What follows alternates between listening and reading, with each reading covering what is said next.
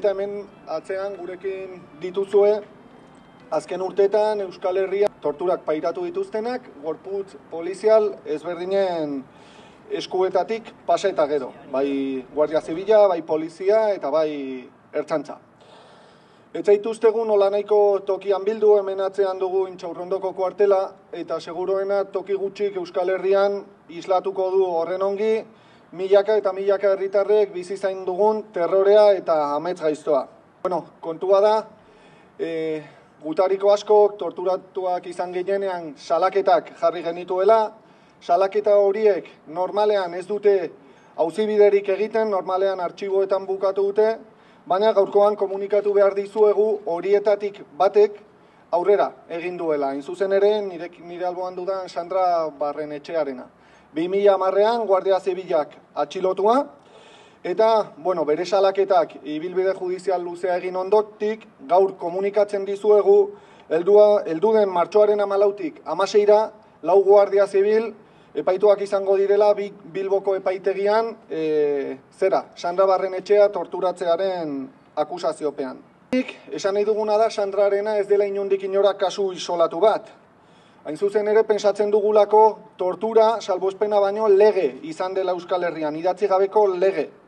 Azpimarra berezia egin genuen, Sandra emakumea da, milaka emakume ere izan dira azken urtetan, kuarteletatik eta komisarietatik pasa direnak eta torturalatzak pasa dituztenak, eta salatu nahi genuen emakumeek kasu horretan eraso bikoitza pairatu dutela. Euskalduna izateagatik eta emakumea izateagatik. Eta emakumea izateagatik, hain zuzen ere, indarkeria matxista eta sexu erasoak pairatu izan behar baitituzte beraien torturen kasuan. Zorionez, herri mugimenduak torturaren aurka eta giza eskubideen defentsan egindako lanari esker, isiltasun hori poliki apurtzen ari da.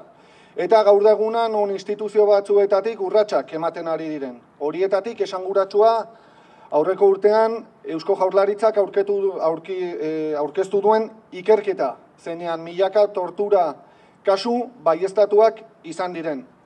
Hori esanik, badakigu, Eusko Jaurlaritzak eskaini digun torturaren aurgazki hori ez dela osoa. Gutxienez, Nafarroako kasuak falta direlako. Eta zentzu horretan, hemendik, Nafar agintariak eta Nafar instituzioak interpelatu nahi genituen Euskal Autonomia Erkidegoan egin den bezala, Nafarroan ere, egin dadin ikerketa sakon bat ezagutzeko benetan torturaren fenomenoa. Nafarroan noraino heldu den.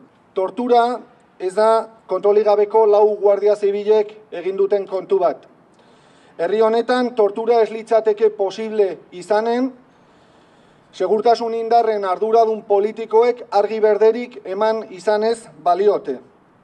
Eta alderdi politiko zein komunikabide gehienek salaketen aurrean bestaldera begiratu izanez balute.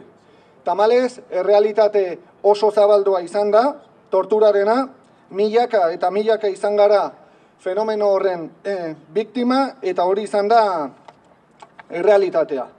Besteak beste, salatu nahi dugu indarrean dirautela tortura posible egin zuten salbuespen lege guztiak.